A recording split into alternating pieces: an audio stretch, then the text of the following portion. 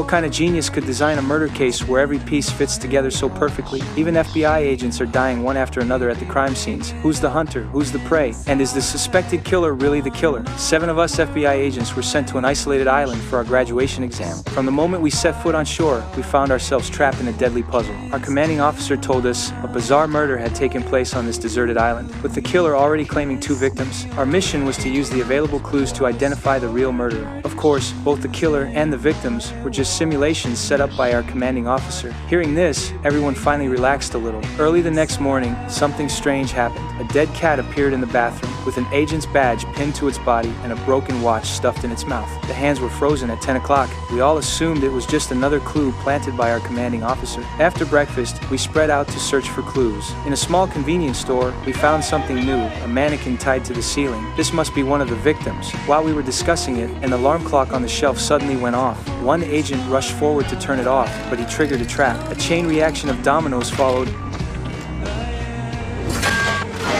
knocking over a canister of liquid nitrogen that instantly froze him solid. Then his body shattered in 2. We could only watch helplessly as he died. The time on the alarm clock read exactly 10 o'clock. No one expected that someone would actually die during a training exercise. After dealing with the body, we tried to contact our commanding officer for help, but none of the communication equipment on the island had any signal. Even stranger, a watch appeared on the pool table, showing 12 o'clock. David started to panic. He suspected this was a message from the killer. This wasn't a training exercise at all. There was a real murderer hiding somewhere on this island. Eric remembered there was a boat at the dock that might have a radio. We rushed over, but before we could get close, we triggered another trap. The boat exploded into pieces.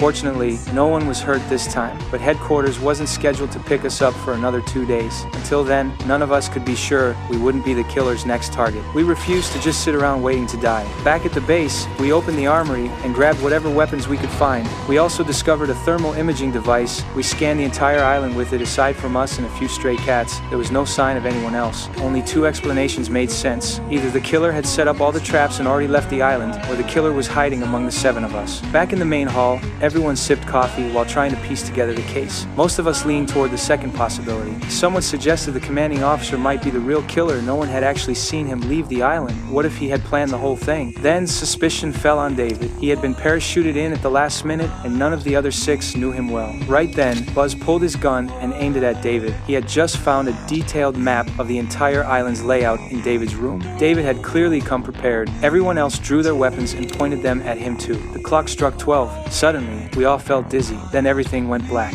5 hours later, we started waking up one by one. Someone had drugged the coffee. We handcuffed David and demanded to know if he was the killer.